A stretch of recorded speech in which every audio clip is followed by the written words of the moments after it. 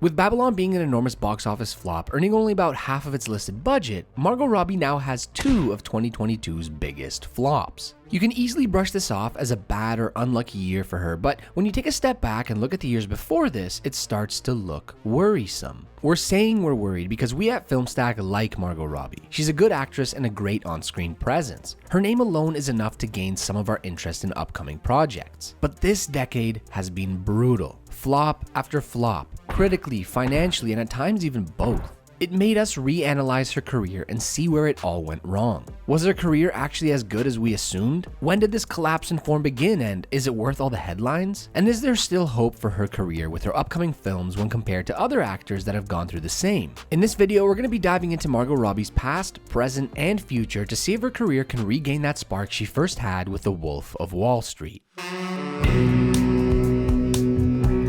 Margot Robbie's career can be split into three sections: her rise to fame, her time as an established actress, and her downfall. We'll be focusing more on the last section, but we wanted to quickly run through the earlier parts of her career to set the narrative. The other thing we wanted to point out in this section is that her established actress phase wasn't actually as successful as you might have thought. Something we only just noticed when trying to pinpoint where her streak of flops began. Margot was born in Australia, and she started her acting career there in 2008, starring in two terrible low-budget films, Vigilante and ICU, that released years later. She had a few TV show appearances that same year and began her first major recurring role in the Australian soap opera Neighbours. Originally hired as a guest role, Margot would stay on the show from 2008 to 2011, after which she moved to America to star in the show Pan Am. Cancelled after one season, she would then take a shot at a feature film with About Time that released to okay reviews, but it was beloved by many. She didn't have a significant role in it, at least not in comparison to her follow-up role in the highly successful The Wolf of Wall Street, where she played Jordan Belfort's wife, Naomi. This might have been one of the biggest breakthrough roles in recent Hollywood, even winning the Best Newcomer award by Empire. She was described as being Scorsese's best blonde bombshell discovery since Kathy Moriarty in Raging Bull,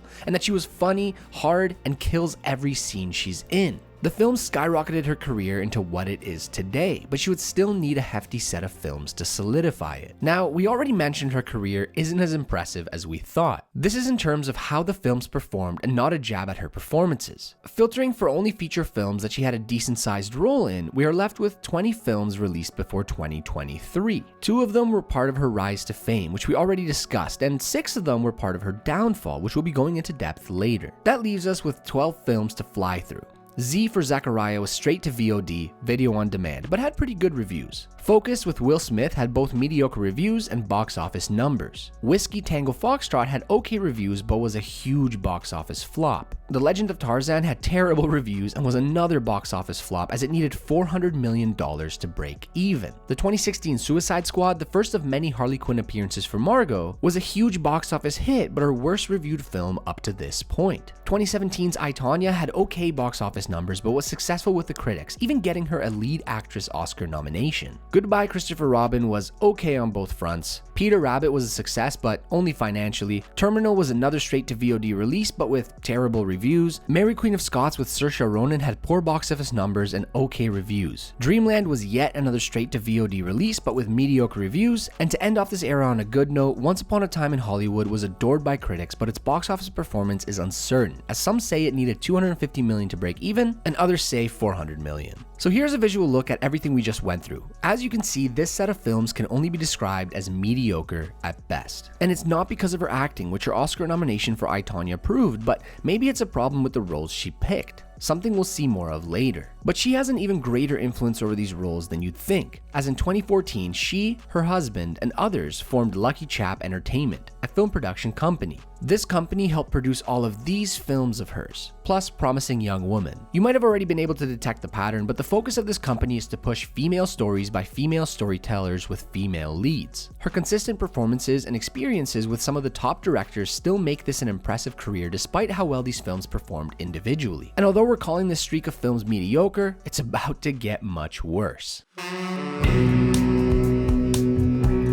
Margot Robbie's downfall, or beginning of the end section of her career, consists of these 6 films. We'll take out Peter Rabbit 2 as her role was even smaller this time around and the film was a big step down in both quality and revenue from its predecessor. The remaining 5 films include another Oscar nomination, the lead role in a DC film, an actually good Suicide Squad movie, a David O. Russell film, and a Damien Chazelle movie starring alongside Brad Pitt again. This sounds really good on paper, but we all know it didn't turn out too well, and it was much worse than you'd think. It is important to note that a film's total budget is much more than the value that shows up on Google, as this value never includes marketing and distribution costs. After you add up all the hidden costs, they tend to be quite high, which is why movies like The Legend of Tarzan are still flops, even though they earned more than what the Google number suggests. So keep in mind that when a film grosses below its listed budget, then it's very bad. Bombshell started the flop streak in 2019, although it did alright with the critics and even got Margot a supporting actress nomination. You would think she started the new decade on a high note, but the film's box office numbers were seen as a disappointment. The movie did get a bit unlucky though, because there were already a few other projects about Roger Ailes that released before it, so the demand was low. The other reason was that people didn't really want to spend their money to watch powerful men treat women terribly, especially women who were a bit more of the target audience for this film. She followed this up with a return as Harley Quinn in Birds of Prey that would release a few months later. Another film to do alright with the critics, but a box office flop where it grossed $205 million, but needed about $250 to $300 million to break even. DC were not pleased, as it ended up having the worst DC opening weekend since Jonah Hex in 2010. So why did it flop? Well, the demand was lower than expected for a Harley Quinn-led movie, an R rating on its own restricts ticket sales, the title was confusing, and the cherry on top, it released when the COVID pandemic was developing and the theater closures in Asia hit the film's worldwide numbers pretty hard. Kathy Yan, the director, believed that people weren't ready for a female-led film, with some past flops tainting the idea. This was one of the flops that Margot had more control over since Lucky Chap produced it, so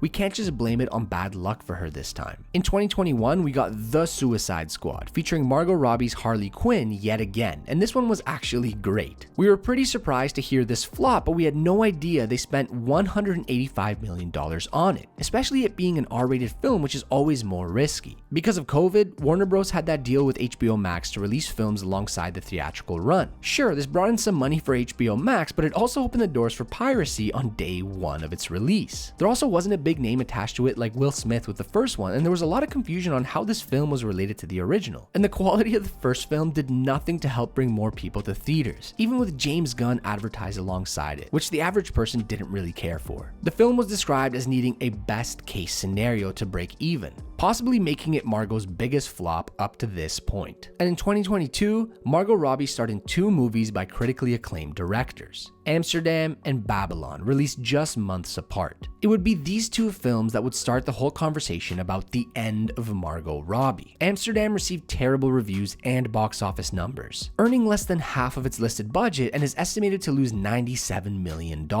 This was very surprising considering the film's cast, but Disney was unsure how to market its convoluted plot and the critics didn't help either. There was nothing wrong with Margot's performance in this, but she can be blamed for picking this role, especially given how infamous the director David O. Russell is, with all of his abuse being very public. Make sure to check out our video on him. And to provide the final blow, Babylon released to okay reviews, although liked by many, and terrible box office numbers again. They spent a ridiculous amount of money on this type of film, estimated to need $250 million worldwide to break even. This flop was inevitable as people are tired of these prestige films, as most people aren't interested in Hollywood movies about Hollywood anymore. And although it had a lot of marketing, the trailer only confused people more as it was all over the place. And then there's the 3-hour plus runtime, and the threat of COVID and flu cases on the rise, and Winter Storm Elliott. But what killed the film from the get-go was releasing it a week after Avatar 2, which would eat up all moviegoer money for the next month.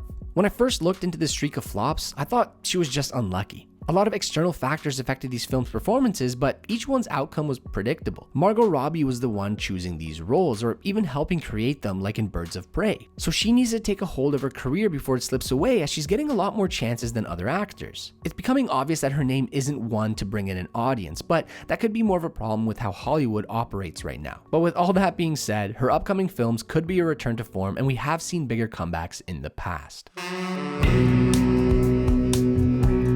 Flops happen. It's part of the industry. Some actors don't get off easy, where a single film can kill your entire career, such as Elizabeth Barkley in Showgirls, Halle Berry in Catwoman, Mike Myers in Love Guru, and Taylor Lautner in Abduction. Margot Robbie doesn't fall into that group though, but more so the consecutive flops deteriorating your career group. There was Taylor Kitsch in the early 2010s, almost the entire Game of Thrones cast soon after the show ended, Joseph Gordon-Levitt's run in the mid-2010s, check out our video on him if you haven't already, and Johnny Depp since pretty much the late 2000s, although he still brings in a decent audience. But she's not alone, as Amy Adams is kind of going through the same thing right now, as well as Jake Gyllenhaal, who's lost his spark after Nightcrawler. I honestly do believe that Margot Robbie's career and the other two listed will bounce back. There's been bigger comebacks before, and their careers aren't even that close to dying. They just need a little bit of a push. The years leading up to Deadpool were rough for Ryan Reynolds, but that role single-handedly gave his career a second wind. And Nicolas Cage might have had the biggest comeback of any actor, somehow redeeming himself after a horrible, horrible decade. And then there's John Travolta, showing all of us that you can return to form and lose it on two separate occasions. So what we're trying to say is that this set of flops doesn't write Margot's career off just yet,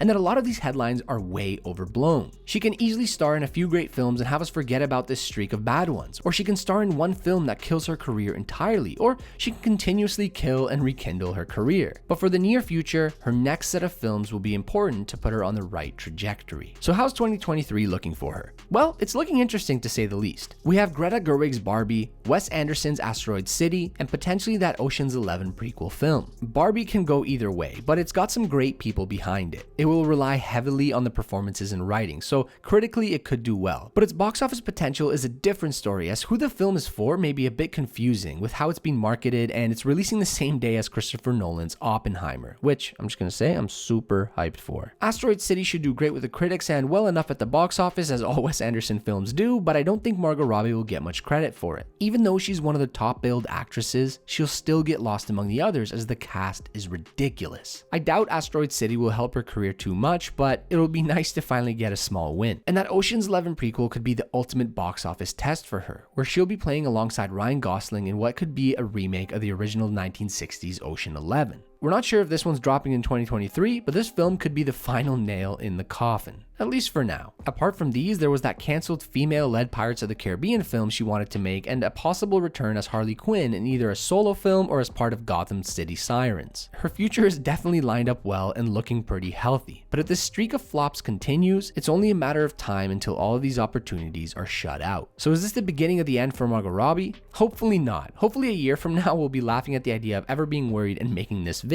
But what we just covered makes a good case study into a growing trend in Hollywood: the death of the movie star. Gone are the days where an actor's name will fill up the auditoriums. Now the IP is much more important. We also have a video on this if you want to learn more. So what do you think of Margot Robbie's career? What's your favorite film of hers, and are you looking forward to Barbie as much as we are? Leave your comments down below. Make sure to subscribe if you want to see more awesome videos, and until next time, have a good one.